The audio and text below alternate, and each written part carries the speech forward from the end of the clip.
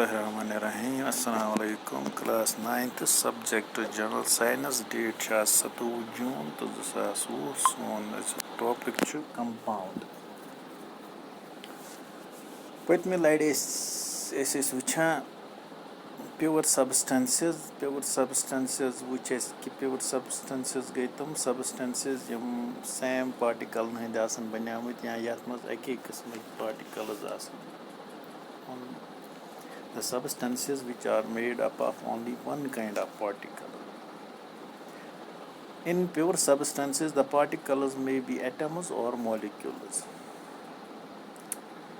On the basis of this composition of pure substances, the pure substances are divided into two groups, that is element and compound. Element is that pure substances or substance which contains only one kind of atom. So pure substance yath maz ake qism ki atoms aasan chh tath wana kam element the pure substance yath maz ake qism ki molecules aasan chh tath chh wana compound. Az karo is compounds pet ka compound kya go compound go pure substance yus zu ya do khod zyad यथ मज या दो खुद ज्यादा किस्मिक elements आसन मगर आसन chemically combined तम आसन केमिकली आसन तम कंबाइंड तम आस केमिकली रिएक्शन करम तम सो तमो नो अख मॉलिक्यूल आस बनियामत गो ये कंपाउंड इस अथ मज सेम टाइप्स ऑफ या only one type of molecules आसन तम मॉलिक्यूल्स आसन बनियामत एलिमेंटन हंद गो एलिमेंट्स या दो खुद ज्यादा एलिमेंट पान वे रिएक्ट करा तो नो अख पार्टिकल बनावा या टोटली डिफरेंट प्रॉपर्टीज आसान तमन एटम निश यमो सत बनियामत आसान तिकेज यमो केमिकली कंबाइंड गमत तो तम सत मॉलिक्यूल आसान वजूदस मज आमुत तो यह कंपाउंड तमो मॉलिक्यूलों सत बनियामत गो हेको वन कंपाउंड हसा सह प्योर सबस्टेंस युस या ज्यादा एलिमेंट सत बनियामत मगर तम एलिमेंट्स केमिकली कंबाइंड न कि फिजिकली अगर तम फिजिकली कंबाइंड तेल रोजान यह कंपाउंड तेल बना मिक्सचर एक्चुअली केमिकली कंबाइंड वनो समझो कि अगर हसा जो सबस्टेंसेस पान वे रलावो मिक्स करो अगर तमन दरमियान केमिकल रिएक्शन गई तम गई केमिकली मिक्स तेल नो अख सबस्टेंस वजूदस मज सबस्टेंसेस रलमत तमन हूँ सह तम टोटली डिफरेंट प्रॉपर्टीज मिसाल के तौर पर अगर पेपर आनो सह जालोन जालन सह पेपर ऑक्सीजन सह रिएक्ट कर गई chemical reaction between paper and oxygen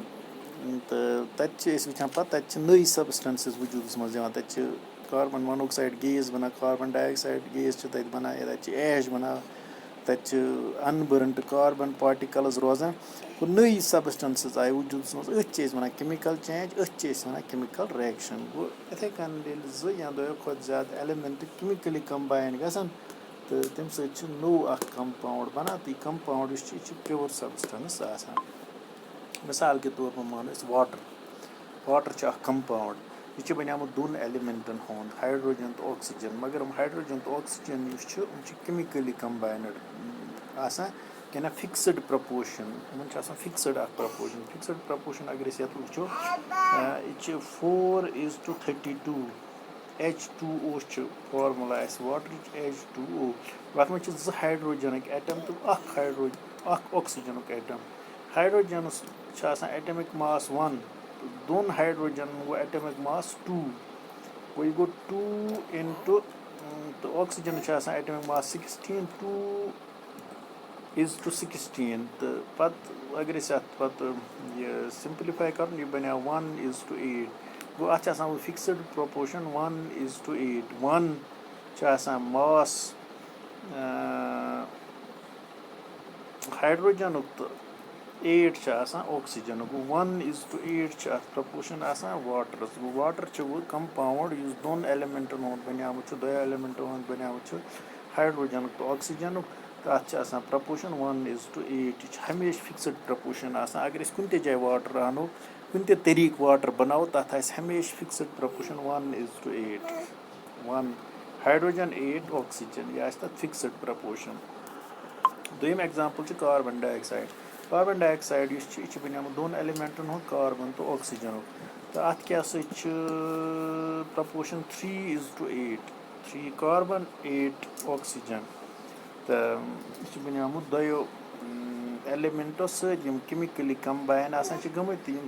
carbon dioxide बनियामत अत हमेशा यह फिक्सड प्रपोर्शन 3:8 अगर अख कार्बन निमो तो बे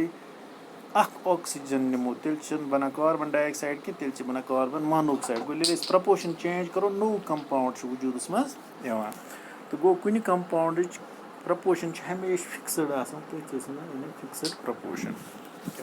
कंपाउंड तो कंपाउंडन कह प्रॉपर्टी पन्ने प्रॉपर्टी गई कि कंपाउंड कह कंपाउंड मिसाल वो वाटर न्यू कार्बन डाइऑक्साइड न्यू कार्बन मोनोऑक्साइड या ग्लूकोज या सल्फ्यूरिक एसिड या बे कंपाउंड इन कंपाउंडन कंपाउंड सेम एलिमेंटो बनियामत सह गो वाटर हमेशा H2O बनियामत कार्बन डाइऑक्साइड कार्बन तो ऑक्सीजन बनियामत कार्बन मोनोऑक्साइड कार्बन तो ऑक्सीजन बनियामत सल्फ्यूरिक एसिड बनियामत हाइड्रोजन सल्फर तो ऑक्सीजन गो मज हमेशा सेम कंपाउंड्स बे फिक्सड प्रपोर्शनस मज बे कंपाउंड्स मज एलिमेंट केमिकली कंबाइंड न कि फिजिकली केमिकली कंबाइंड तो बे कंपाउंड यह हेकोन फिजिकल मेथड अमिक कॉन्स्टिट्यूएंट्स तुम हेकोन फिजिकल मेथड अलग अलग कर मिसाल वाटरस मज हाइड्रोजन तो ऑक्सीजन दपो करो कुछ फिजिकल मेथड बॉयलिंग या फिल्ट्रेशन हेको अलग कर हेको कर कंपाउंडस मज कंपाउंड इन एलिमेंटन हुंद बनिया तुम हेको फिजिकल मेथडो अलग अलग कर केमिकल मेथडो हेको कर तो बे कंपाउंड अत फिक्सड मॉलिक्यूलर फार्मूला तो बे फिक्सड मेल्टिंग पॉइंट तो बॉइलिंग पॉइंट मिसाल के तो वाटर अत मॉलिक्यूलर फार्मूला H2O फिक्सड अत H3O कह या HO कह यह हमेशा H2O अत फिक्सड मॉलिक्यूलर फार्मूला कुन ते कंपाउंडस तो बे फिक्सड मेल्टिंग पॉइंट तो बॉइलिंग पॉइंट मिसाल कि वाटर अत fixed melting point 0 degree Celsius तो बॉइलिंग पॉइंट 100 डिग्री सेल्सियस यह फिक्सड यह चेंज गि तो क्या प्रॉपर्टी कंपाउंडन हज